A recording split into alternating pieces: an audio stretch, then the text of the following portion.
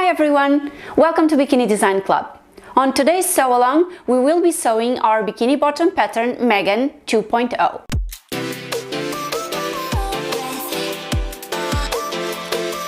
𝗥𝗃𝗃 2.0 has a little detail on the back piece that is different from all the other patterns that we have available at Bikini Design Club. And why?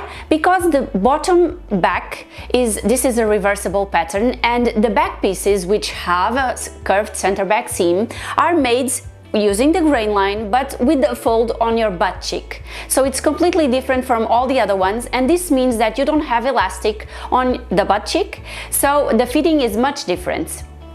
Let's start with the tutorial and learn how to cut the fabrics and how to sew it. Hi everyone, welcome to Bikini Design Club.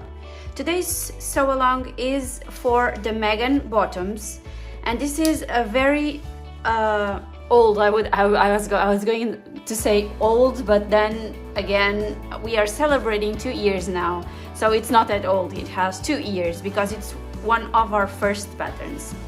And this is the one where the back has a fold on your butt cheek, so it's a reversible pattern, but the fabrics from the both sides of the pattern of the fabrics will be the same on your back. So you don't have contrasting fabrics like for the front. On the back you will have only one fabric because there is a fold on your butt cheek. I'm going to show you how to cut the back, aligning the grain line and using the fold here, and then I will start explaining you very simply how we sew 𝗥𝗃. I usually don't get on camera when I'm cutting, but today I wanted to let you know something, because in this pattern the fold is on your butt cheek. So this is the curved center back, and this is the waistline, and this is the back piece, right? And this is a fold area here. So I folded my fabric, but this is not where I want the fold. I want the fold to be here, but I still want to have the grain line of the fabric in this direction. So what I do is I place my fabric on the correct position. Imagine on one layer with the grain line aligned.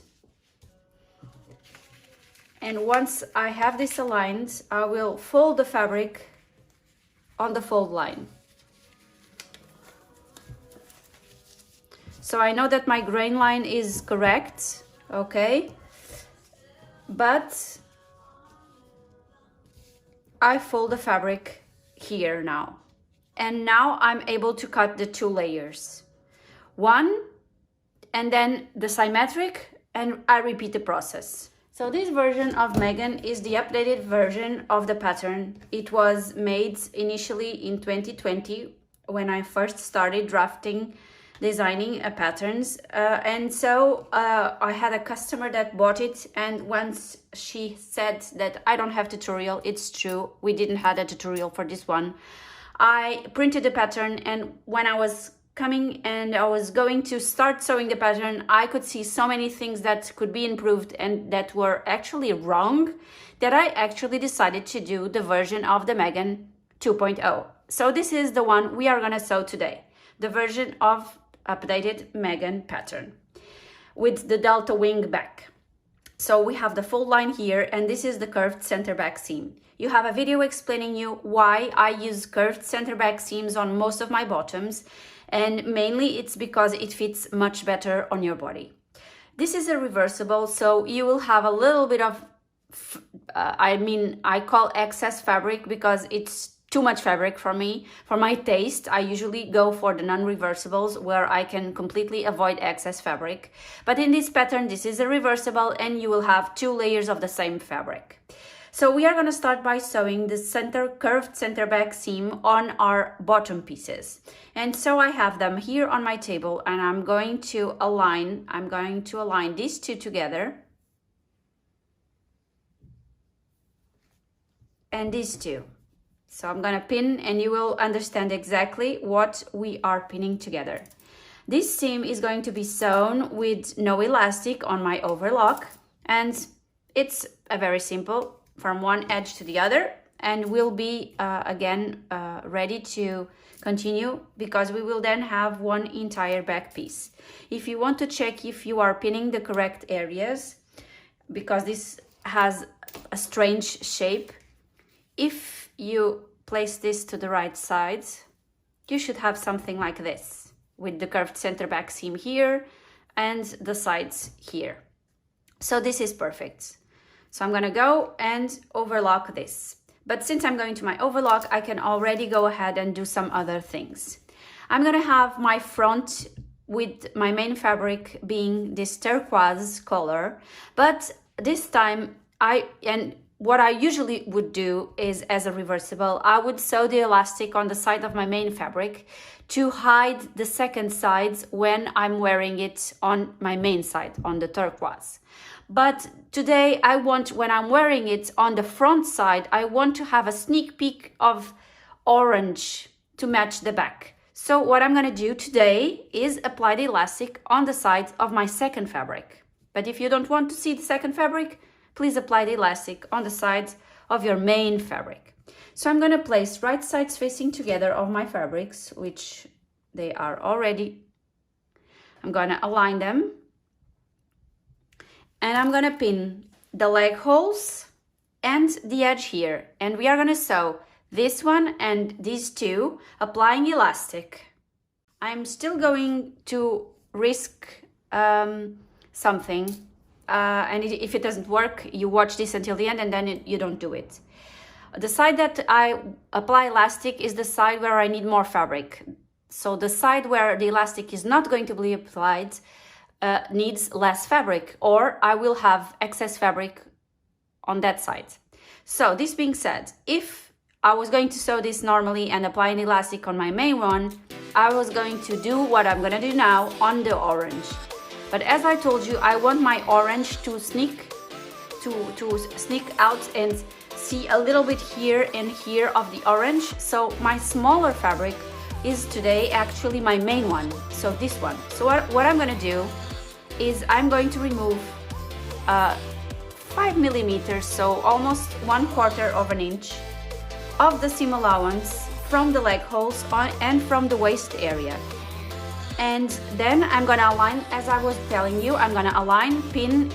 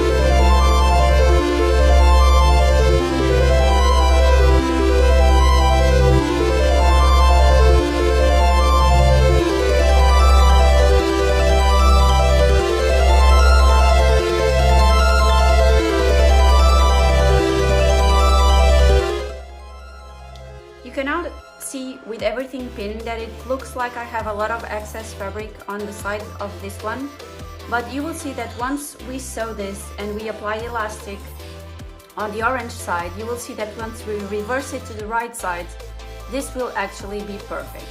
But let me show you. I'm gonna sew this with elastic and this two for the back with no elastic, and I'm gonna come back here. Now you can see here that I have my front with the elastic applied and I have my back. Since I only have white and other colors but not orange for my overlock, I did a zigzag on the entire edge, so that when I reverse this to the right sides, even if this stretches a little bit, you don't see the white threads. If I didn't do it, you can see on this side, when it stretches, you can see a little bit of the white. And if it was the same color, this is not anything special, so it's only a natural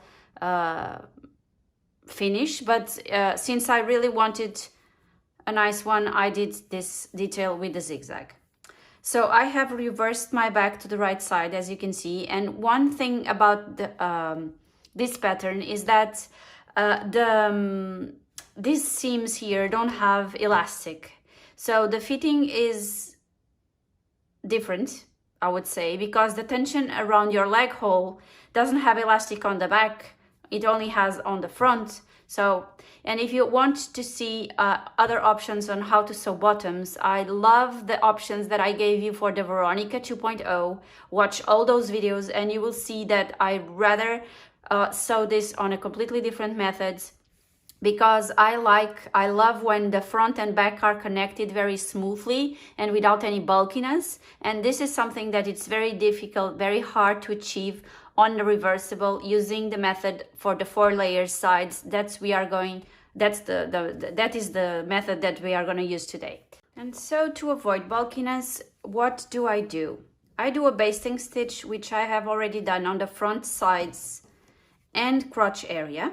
And this is going to stabilize the seams here and the two fabrics together.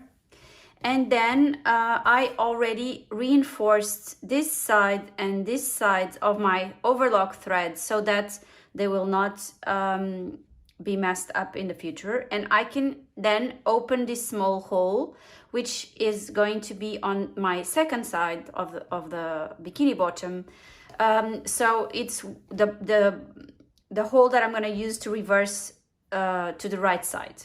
So now I have my front already basted here and here, and I have my back, and this is the main side.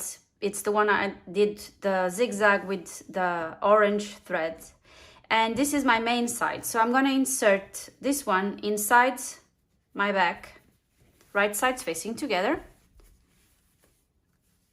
side seam, and usually I have a pin here or a clip or something. Ooh, with my left hand. Ooh, okay. I keep my hand inside here because I want to make sure that this is not twisted. I grab my other sides and I take it to the sides also. And I'm roughly going to have a pin here. And finally the lower part here. And I'm going to align the lower part and the sides very carefully. I'm going to pin them and I'm going to sew them together on the overlock without elastic. And that's it. But the trick here not to have bulkiness is the precision with which you sew this. So try to be accurate. Try to align your fabrics properly, just so that you are sure that you have the seams very aligned and avoid bulkiness. Which on the side here, I do by tucking the fabric on the top edge. I grab it with my other hand.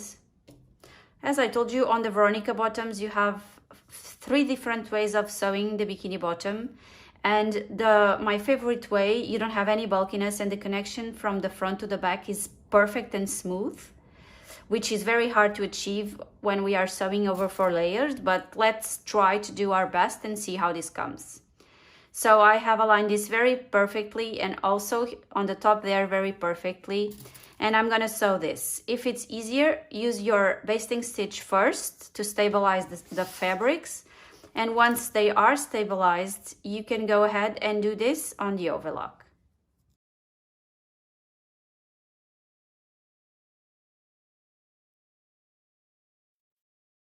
So I have zoomed in so you can see in detail what I've done here. I have an elastic stitch on my sewing machine and I reinforced here, and then I came down here, and this enables me to cut the corner here, because I'm sure that it's not going to be damaged in the future. It also enables me to cut this corner here, and I did exactly the same here, so I can cut the excess on the corners, and the same here.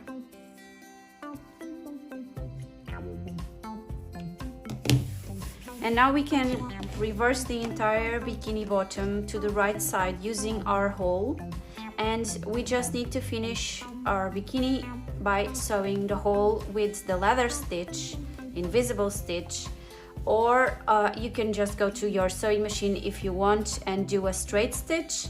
It's just such a small area, and if you are not going to use it as a reversible, that's fine. If you are going to, I would suggest the invisible stitch. And here they are. I'm gonna put them on and show you how they look. This is the side seam, so it's not that bad, the connection between the front and the back. However, I would still prefer doing it on the other method, but for this one, as a reversible, it is what it is. And let me show you the other side. So here it is. I think it's very acceptable. And the lower part, you cannot see it, so it's fine. And that's it for today, girls. I hope you enjoyed this updated version of the Megan bottoms, and I hope to see your own Megan bottoms soon. Bye, girls!